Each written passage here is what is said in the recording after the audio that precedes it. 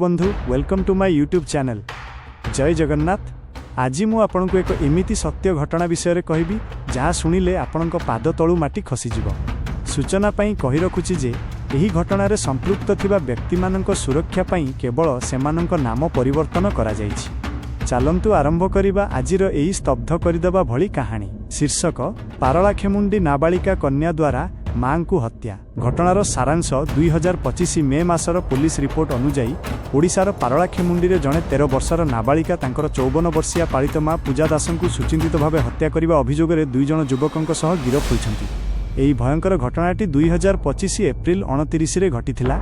संपत्ति हड़प करिबा एवं निज प्रेम संपर्क उपरे थिबा कटकणा हटाइबा पई मां को प्रथमे निशाद्रव्य दिया जाइथिला एवं परे श्वासरुद्ध करी हत्या करा जाइथिला। पृष्ठभूमि एही कहानी 13 वर्ष पूर्व आरंभ होइथिला।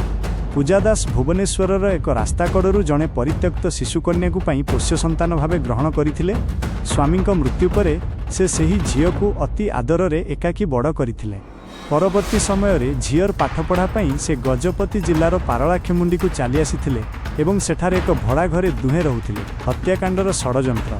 अष्टम श्रेणी रे पढ़ुथिबा सेही नाबालिका जनक स्थानीय 2 युवक 21 वर्षीय जगा जी जड़े मंदिर पूजक एवं 20 वर्षीय पिंटुंक सह प्रेम संपर्क रखिथिबा अभियोग होइथिला।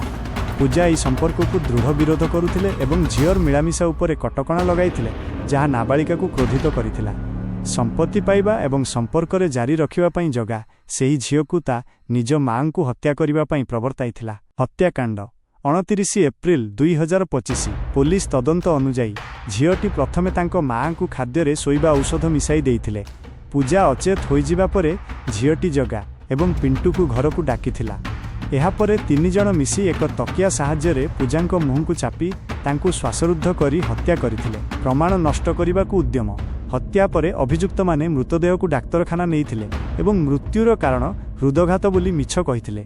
पूर्वरु तांकर हृदरोग समस्या थिबारु केही संदेह करिनथिले एवं परदिन ही भुवनेश्वर रे तांकर शव संस्कार सरी जाइथिला। पर्दाफाश एवं गिरफदारी। घटनार प्राय 2 सप्ताह परे पूजांको भाई झीलटी पाखरु एक लुचा जाइथिबा मोबाइल फोन पाइथिले। सेही फोन रे थिबा इंस्टाग्राम रु हत्या योजना सुना और टंका चोरी विषय रे सबु सत्य धरा पड़िथिला। पुलिस 3 जण को गिरफ करने सह 30 ग्राम सुना हत्या रे व्यवहृत तकिया एवं मोबाइल फोन जबत करिछि।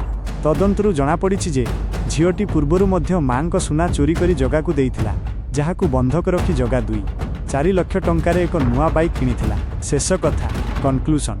एही घटना आम समस्तंक पई एक बड़ शिक्षा।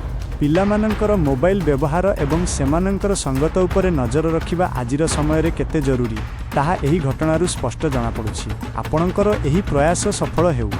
जदि आपनकु एही भली सत्य घटना उपरे आधारित वीडियो देखिबाकू भल लागे तेबे मो यूट्यूब चैनल को सब्सक्राइब करंतु। रहुछि पुणी देखा हेबो आउ गोटे नुआ सत्य घटना सहित। जय जगन्नाथ।